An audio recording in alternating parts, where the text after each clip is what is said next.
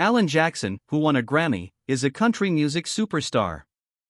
Would you believe Alan Jackson might not have achieved superstardom if it weren't and hashtag 039T for his wife Denise?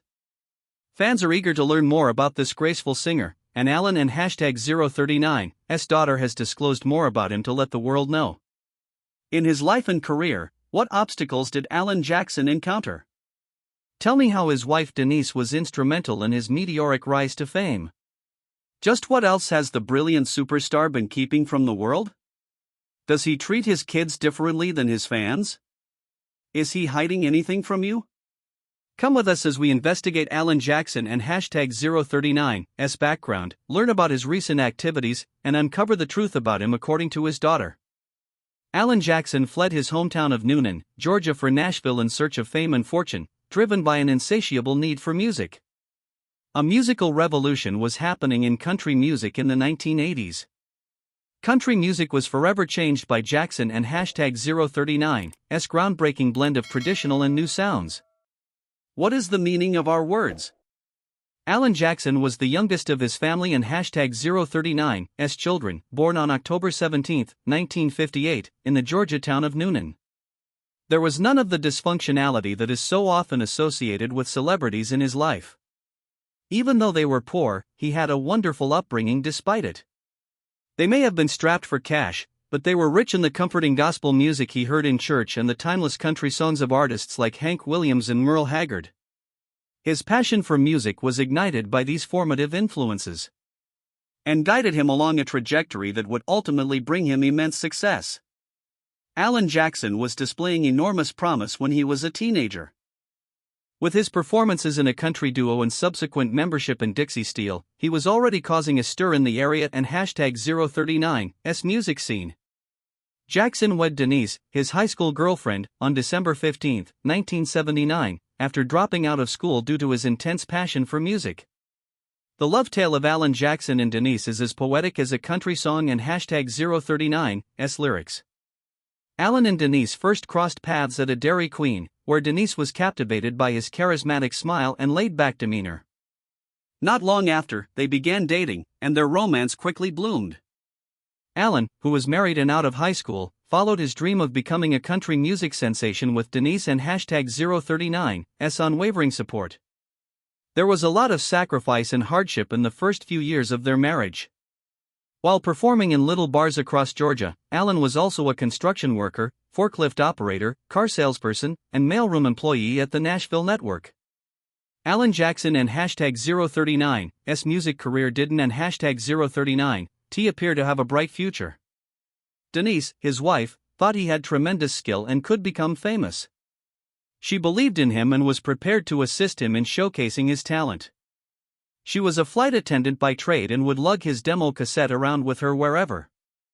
Then something miraculous occurred in 1985. It was in 1985 at an airport that Denise, a flight attendant, met country music legend Glen Campbell. At that very moment, she gave him the sample tape that Alan had made. Alan got his big break when he met Campbell by happenstance and signed a songwriting contract with Campbell and hashtag 039's music publishing company. They went from being a small-town couple to becoming one of the most beloved pairs in country music, which is a reflection of how much love and commitment they have for each other. Jackson aspired to a career beyond that of a mere songwriter. He dreamed of being a famous musician and sharing his sound with the world. Since Nashville is considered the country music capital of the world, Alan and Denise uprooted their lives there in 1987. Alan accepted a position in the mailroom of the Nashville network, but he never lost sight of his ultimate goal. In his spare time, he would compose music and play it live. But it wasn't an hashtag 039T picnic. Early on in his Nashville career, Jackson overcame obstacles via grit and determination. He continued to play and develop his own style, a combination of funny lyrics, a touch of rock, and a country music twang, while also penning songs for other performers, including Glen Campbell and Tanya Tucker. As a result of his perseverance, Arista Records and hashtag 039 Country Branch signed him as their first artist in 1989. Here in the Real World, his debut album, was released the following year and featured popular songs such as Chasin' and hashtag 039, The Neon Rainbow and the title tune. With the release of this record, Alan and #039's meteoric climb to fame began. Alan Jackson had his most successful decade in the 1990s. Released in 1991, his second album Dawn and #039, T-Rock the Jukebox cemented his position in country music with singles including the title tune and Someday. Midnight in Montgomery was his hauntingly beautiful tune.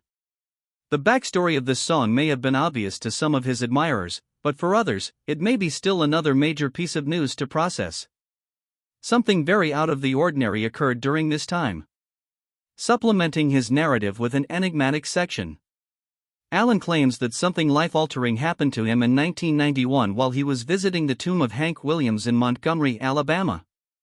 And strange presence sent shivers down his spine as he stood at the iconic singer and #039's resting site. There was a chill in the air, and he couldn't and #039 shake the impression that someone else was there as well.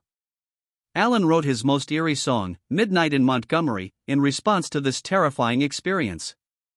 On June 19, 1990, Alan and Denise welcomed their first child, Maddie Denise Jackson, away from the limelight, back at home. Despite her father and #039's incredible world of country music fame, Maddie and #039's childhood was filled with regular family experiences. Maddie always had to be the head of the family because she was the first daughter of a country music icon. She owes her identity to the lessons in humility, kindness, and hard work that her parents, Denise and Alan, instilled in her.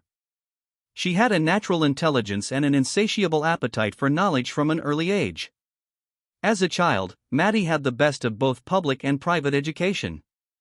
Even though Alan became famous, her parents made sure that their family life stayed as normal as possible. Gatherings for supper, after-school activities, and weekend getaways were commonplace in their home in Nashville. Denise was the rock in the family, taking care of the house and making sure Maddie was safe and secure as she grew up. The Jacksons and #039 first concern was their family. Alan always made time to be there for the critical moments, even though he was quite busy touring. It wasn't in #039 long before Maddie was no longer the sole child, receiving a younger sibling in subsequent years. On the previous album, 1992 and #039's A Lot About Living and a Little About Love, Alan had previously released the now iconic Chattahoochee, a song that had become a national anthem for country music lovers and had received a number of honors. Denise and Alan Jackson welcomed a daughter, Alexandra Jane, a year after their album became a hit. Following Alexandra was Danny, who was born in 1997. Danny relished a life away from the spotlight, where she could focus on her studies and hobbies without interruption. Even though their father was renowned, the Jackson girls didn't and #039 always have it easy growing up. They had to deal with the demands of Alan and #039's profession on top of the public and #039's scrutiny. Nonetheless, Alan and Denise did their best to maintain a normal routine at home. They made time for each other a top priority and instilled in their girls the values of modesty and perseverance. It required effort. There were costs associated with Alan and #039's celebrity, but there were also benefits, such as new possibilities and experiences. While Alan went on tour, Denise made sure their daughters were well cared for by acting as both their mother and father. But while she was doing this, she also attempted to be there for her husband. By the late 1990s, Alan and #039's disappearance had become too much to bear, and their marriage had hit a slump, leading to a temporary split. Though it was a time of great sorrow and unpredictability, it also represented a turning point that deepened their connection. A failure to communicate was one of the main obstacles they encountered. Their ability to have frank discussions was compromised by Alan and #039's rigorous career and continuous touring. A chasm opened up between them as misunderstandings and a general lack of connection deepened. Denise felt isolated and abandoned because to the emotional and physical distance between her and Alan and #039's trips. They were unable to trust one another due to the breakdown in communication that occurred while Alan was dealing with the stresses of his job and the shame of being apart from his family. Their reunion depended on restoring this confidence. Alan and Denise both had to face their own demons and develop as people. During their time apart, they were able to take stock of their actions and consider how they may have exacerbated their marital issues. They prioritized their relationship, sought counseling, and worked on their communication skills, all while their faith was a guiding light. Their friendship was slowly but definitely restored. Their dialogue became increasingly candid, dealing with the problems that had caused their separation. By making an effort to spend more quality time together, they were able to reignite the spark that had initially drawn them together. Despite everything, Alan and #039's career was thriving. Following the events of September 11, 2001, Alan had one of the most moving moments of his career. "Where were you when the world ceased to rotate?" was one of his works. The sorrow and strength of the nation were encapsulated in the song. In addition to a Grammy for Best Country Song, this moving homage took home Song of the Year honors from the Academy of Country Music, ACM, and the Country Music Association, CMA. Much of Alan and #039's musical inspiration has come from his own life experiences. His moving homage to his dad, Drive for Daddy Jean, reflects on the times they spent together and the wisdom he gained from them. Despite his tremendous success, Alan keeps it to himself. His wife Denise has been there for him through thick and thin, and he credits her for keeping him grounded. Their touching romance, which began when they were high school sweethearts and continued through their shared experiences of fame and #039's highs and lows, gives his legacy a more personal touch and serves as an inspiration to his fans. No one can deny Alan Jackson and #039's impact on country music. His 20-plus albums, which include 2 holiday albums and 2 gospel albums, have been and will be an inspiration to many. Proof of his lasting influence on country music is his 2017 admission into the Country Music Hall of Fame and his 2018 induction into the Nashville Songwriters Hall of Fame. A number of members of the Jackson family enjoyed a string of accomplishments, Alan included. In their pursuits, his girls were not far behind. There is no one else like Maddie Jackson, the eldest of the Jackson sisters. She became an authority on wine after earning a degree in creative writing from UT and went on to own a wine bar in Nashville. In addition, Maddie was a co-founder of Nashville, a nonprofit that helps disadvantaged women and children, especially those who have lost a parent or are victims of human trafficking. Ben Seligman, whom she wed in 2017, unfortunately died in an accident 11 months later.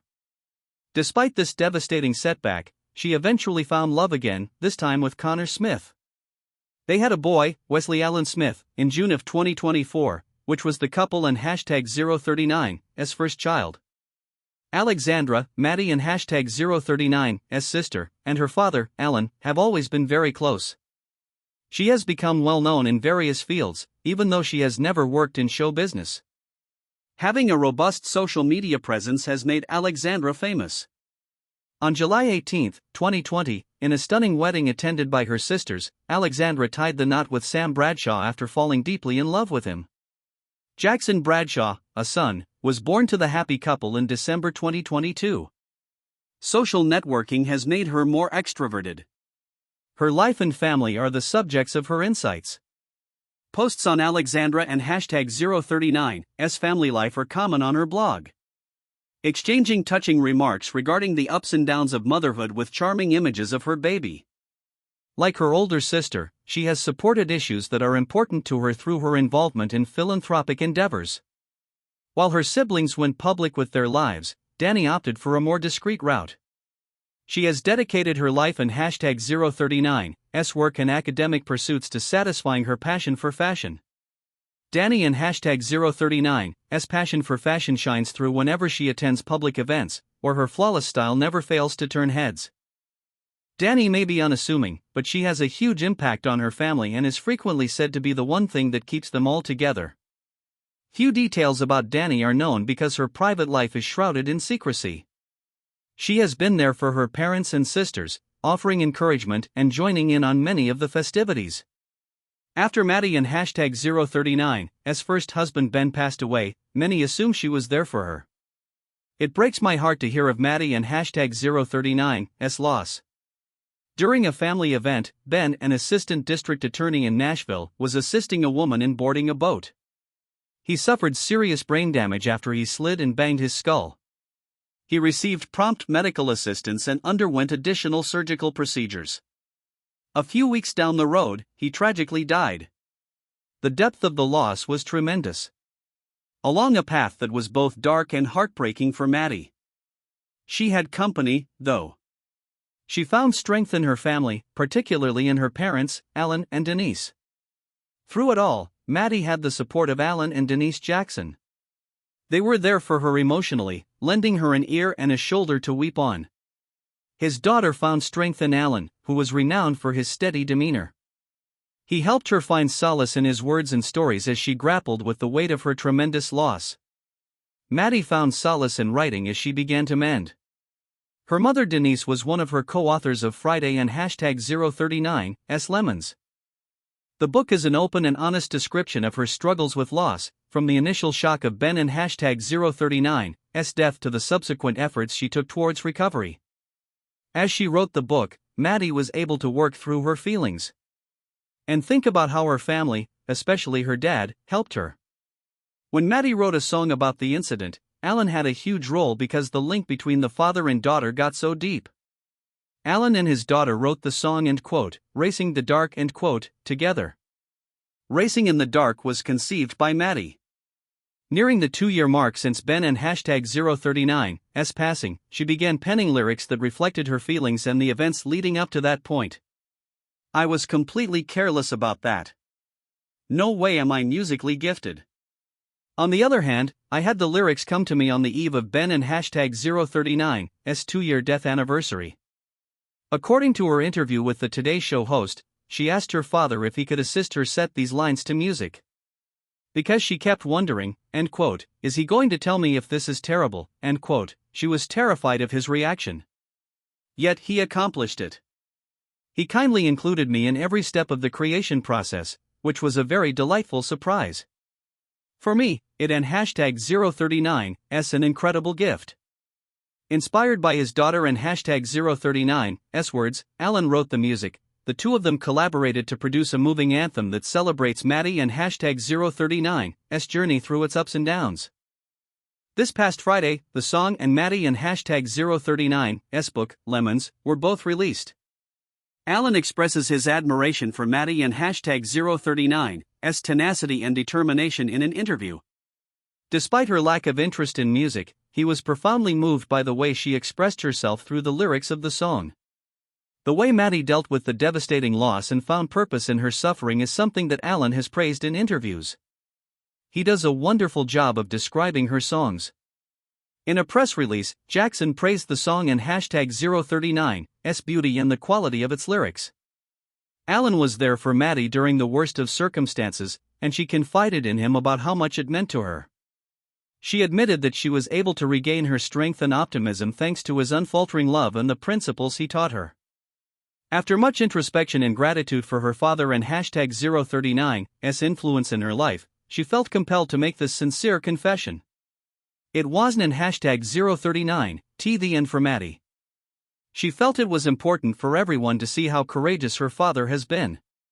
Both on stage and off, the gifted vocalist meant the world to her and her family.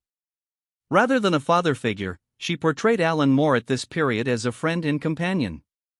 Maddie started giving speeches at events and on different platforms, telling her tale in front of an audience. Throughout her rehabilitation process, she frequently emphasized the vital significance that her father and #039's love and counsel played. In doing so, she paid respect to her father and confessed her profound gratitude for his influence. Alan was profoundly struck by his daughter and #039's sincere remarks. Even though he and #039's been through a lot at 65 years old, this moment with his daughter really moved him. It was a poignant symbol of the lasting influence of his encouragement and the deep affection the Jacksons had for one another. This further cemented their close relationship and brought tears to his eyes. Everyone is jealous of Alan. In addition to his phenomenal accomplishment as a musician, he has a close relationship with his family. His albums have racked up 75 million units in sales and 66 appearances on the Hot Country Singles and AMP Tracks chart on Billboard. Once upon a time, there was a man who was legendary. 2 Grammys, 16 Canadian Music Awards, and 17 American Country Music Awards are among the many honors bestowed upon him for his innovative blend of classic and modern country music. I am grateful.